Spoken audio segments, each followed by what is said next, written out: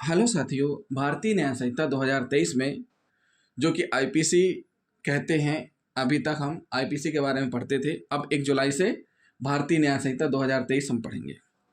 भारतीय न्याय संहिता 2023 की धारा 52 जो कि आईपीसी में धारा 112 में वर्णित है।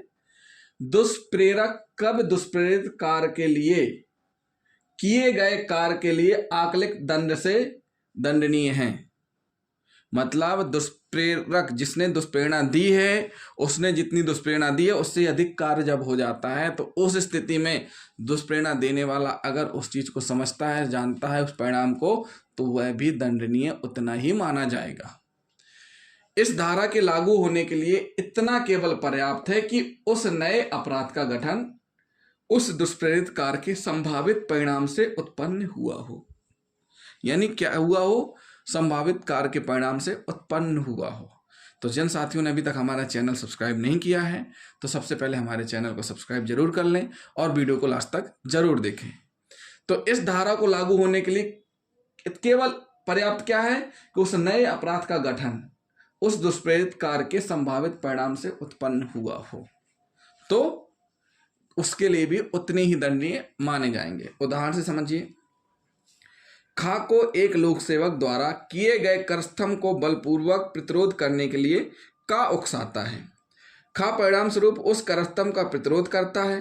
प्रतिरोध करने में खा करस्तंभ का निष्पादन करने वाले ऑफिसर को स्वेच्छा घोर उपपत्ति कारित करता है। खा ने करस्तंभ का प्रतिरोध करने और स्वेच्छा घोर उपपत्ति कारित करने के 2 अपराध किए हैं, इसलिए खा दोनों अपराधों के लिए दंडनीय है। और यह यदि का यह संभव जानता था कि उस करस्तंभ का प्रतिरोध करने में स्वेच्छा घोर उपपत्ति कारित करेगा तो का भी उनमें हर एक अपराध के लिए दंडनीय होगा। उदाहरण से समझिए, दुष्प्रेरक कौन है? का ने उकसाया, बुरी प्रेरणा दी किसको? खा को। किस लिए? किसी लोक सेवक के विरुद्ध उसको उसके कर्तव्य से बलपूर्वक उसको प्रतिरोधित करना है। किसी लोक सेवक को बलपूर्वक प्रतिरोध करना है। खा के द्वारा किया क्या गया?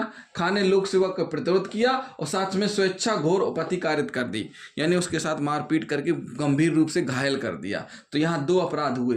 पहला क्या? प्रतिरोध करने का, दूसरा घोर उपपत्ति पहुंचाने का, यानी कि इंजरी पहुंचाने का। तो इस स्थिति में चूंकि ये कार्य उसकी दुष्प्रेरणा से हुए हैं और दुष्प्रेरक को पता था, यह संभव था कि अगर वो प्रतिरोध करेगा इस बीच लड़ाई झगड़ा भी हो सकता है, तो खा उसको मार भी सकता है। तो ऐसी स्थिति में जहां 2 अपराध हुए हैं, एक तो प्रतिरोध करने का, दूसरा घोर उपपत्ति का, तो यहां करने वाला खा है, लेकिन इसी प्रकार उसको भी दंडनीय माना जाएगा जिसने दुष्प्रेरक का काम किया है, यानी जिसने दुष्प्रेरणा दी है, बुरी प्रेरणा दी है। तो साथियों, ये क्या हुआ? दुष्प्रेरक कब दुष्प्रेरित कार्य के लिए और किए गए कार्य के लिए आकलित दंड से दंडनीय माना जाएगा जब जब इस प्रकार की परिस्थितियां निर्मित होंगी। जैसा कि यदि कोई व्यक्ति किसी व्यक्ति को चोरी करने के लिए दुष्प्रेरित करता है, अपराध करता, चोरी करते समय गृह वेधन का भी अपराध करता है, तो दुष्प्रेरक चोरी के अपराध के साथ साथ गृह वेधन के दुष्प्रेरण के लिए भी दंडित किया जा सकेगा, अर्थात दोनों अपराध के लिए। एक अन्य उदाहरण में हम आपको बता रहे हैं कि दुष्प्रेरक ने चोरी करने के लिए बोला और उसने मुख्य आरोपी ने गृह वेधन भी किया, तो ऐसी स्थिति में दोनों अपराध हुए, चोरी प्लस गृह वेधन, उन दोनों के लिए दंडनीय होगा कौन? दुष्प्रेरक। तो साथियों, ये हुई धारा 52 और आईपीसी की धारा 112।